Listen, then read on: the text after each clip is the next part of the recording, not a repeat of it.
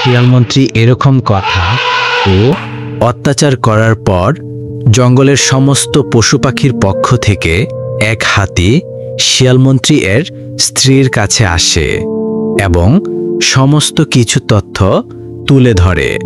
প্রিয় বন্ধুগণ, আশা করি ভিডিওগুলো আপনাদের ভালো লাগতেছে, তাই আমার অনুরোধ চ্যানেলটি সাবস্ক্রাইব করবেন সকলে। কি খবর হাতিমশাই, আমাকে এতবারের তলব করতেছো কেন? কি বলো? মন্ত্রী মশাই অনেক বড় ভুল করেছে। এইভাবে যদি বনের পশুদের উপর অত্যাচার করে সবাই বিদ্রোহ করবে, তখন হয়তো শিয়ালমন্ত্রী দিশা পাবে না জঙ্গল থেকে পালাতে। তাই আপনি কিছু একটা করুন শিয়াল মা, তাড়াতাড়ি বনের রাজা নির্বাচন করুন।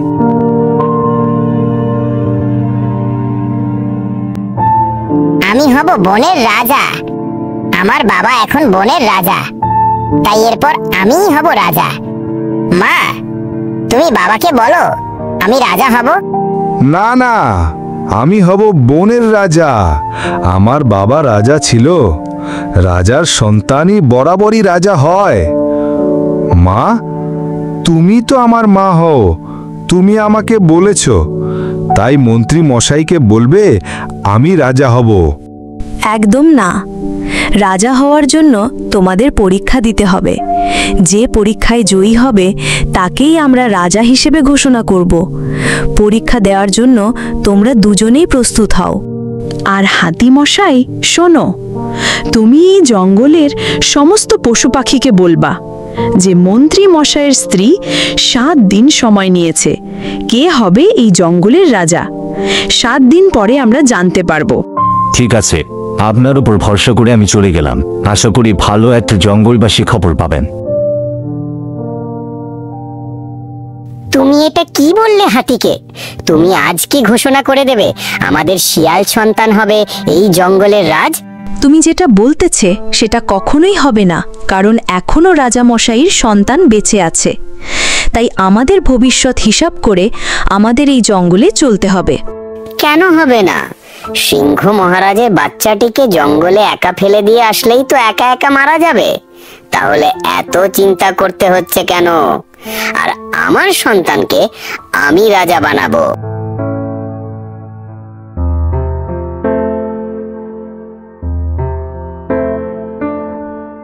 শিয়ালিনী শিয়ালের কথা না শুনে সে ডিসিশন নেয় যে আমার সন্তানদেরকে প্রশিক্ষণ দিতে হবে এবং প্রশিক্ষণ দিয়ে 7 দিনের ভিতর একজনকে রাজা হিসাবে ঘোষণা দিতে হবে। আমার কথা তোমরা দুজনেই মনোযোগ দিয়ে শোনো।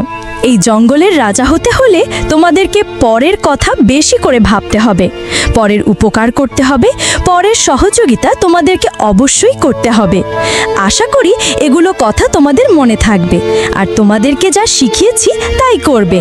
এবং আগামীকাল তোমাদের দুজনের প্রতিযোগিতা হবে। যে প্রতিযোগিতায় জিততে পারবে সেই অবশ্যই জঙ্গলের রাজা হবে, আর ঘোষণা আমি দিব।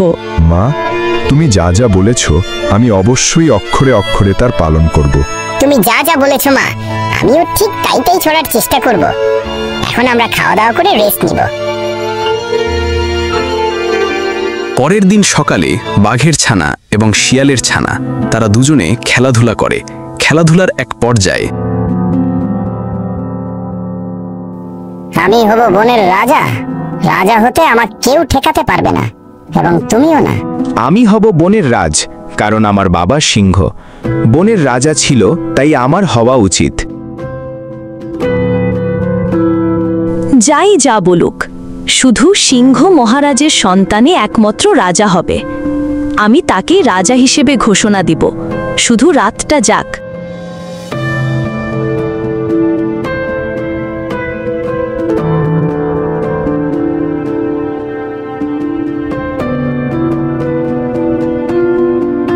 শিয়াল নিয়ে একটি দৌড় প্রতিযোগিতার আয়োজন করে এবং সেখানে হাতি, ভাল্লুক, হরিণ উপস্থিত থাকে। তারা দেখতে দেখতে 7 দিন হয়ে গেল। এই আজকের দিন অপেক্ষায় আমি ছিলাম। আজকে তোমাদের দুজনের দৌড় প্রতিযোগিতা হবে। যে জিতবে সে একমাত্র এই জঙ্গলের রাজা হবে। তার নাম হিসেবে আমি ঘোষণা দিব। মা, আমি হব বনের রাজ, আমার বাবা বলেছে। আর আমি আজকে দেখিও সিংহর বাচ্চাকে আমি হারিয়ে দেব। মা, দেখিও আমি জিতব। আমার বাবাই জঙ্গলের রাজা ছিল, তাই আমিও আপ্রাণ চেষ্টা করব রাজা হওয়ার জন্য। মা, শুধু আমার জন্য দোয়া করিও।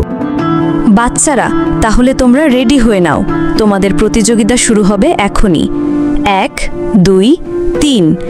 এই বলে তারা দৌড় শুরু করলো।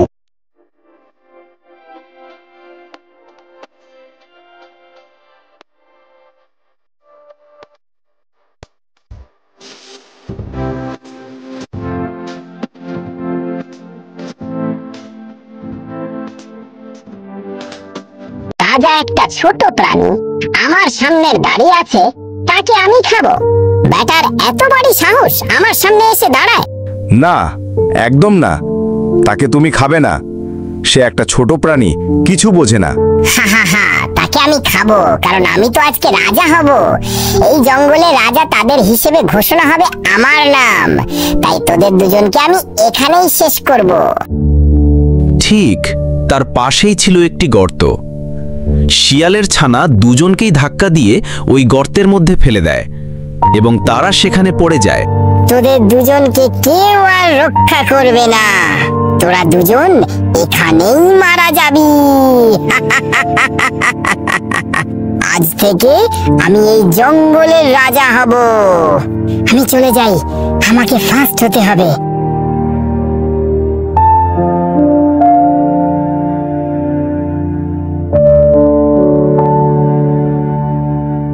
হা হা হা, রানী দেখো, আমার সন্তান সে আগে এসেছে। আজ থেকে সে রাজা হবে। আমার যে কি আনন্দ। তুমি আগে থামো, আমি বিজির কাছে সব আগে শুনে নেই কি হয়েছিল রাস্তায়। তারপর আমি জঙ্গলে ঘোষণা দিব কে রাজা হবে। বিজি শিয়ালিনীকে সমস্ত ঘটনা খুলে বলে।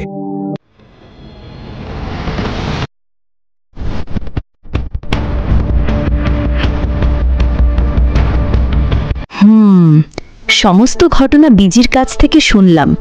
আমার সন্তান, তোমার কি কোনো কথা আছে? থাকলে তুমি বলো, কেন তুমি তাদের সাথে এরকম করছো? মা, আমি ক্ষমতার লোভে পড়ে তাদেরকে আমি গর্তে ফেলে দিয়েছিলাম। আমি চাইছিলাম এই জঙ্গলের রাজা হব, তাই আমি এই কাজ করেছি। মা, আমি খুব দুঃখিত। বনের রাজা হতে হলে তার ভেতরে কিছু গুণ থাকতে হয়, যেমন তাকে ধৈর্যশীল, সাহসী, মানুষের উপকার, মানুষের প্রতি ভালোবাসা, সৎ সত্য কথা বলা, ন্যায় বিচার করা, অসৎ পথে না চলা, এগুলো তার ভিতরে থাকতে হবে। আর হ্যাঁ, এটাও আমি শুনেছি যে আমাদের মন্ত্রীমশাই জঙ্গলে সিংহ মহারাজকে গর্তে মেরে ফেলেছে। তাই আমি এখন ঘোষণা করলাম এই জঙ্গলের একমাত্র রাজা হবে আমাদের সিংহ মহারাজের ছেলে মহারাজ। আর এই জঙ্গল থেকে মন্ত্রীও তার ছেলেকে আমরা বাহির করে দিলাম। তোমরা এখান থেকে চলে যাও। আজকেই এই জঙ্গলে চলে যাওয়া তোমরা। কোনো জায়গা নেই তোদের। আমার ভুল হয়েছে বাবা, আমাকে ক্ষমা করে দিও। তোমার বাবাকে আমি মেরে ফেলছি। জানি আমি এই ভুল আমার কখনোই ক্ষমা হবে না। আমি ক্ষমতার লোভে পড়ে আমি অন্ধ হয়ে গেছিলাম। আমি বুঝতে পারিনি যে কি করতে হবে। বাবা মহারাজ, তুমি আমাকে ক্ষমা করে দিও। আমি আজকে জঙ্গল ছেড়ে চলে যাব। না মা, তারা কোথাও যাবে না।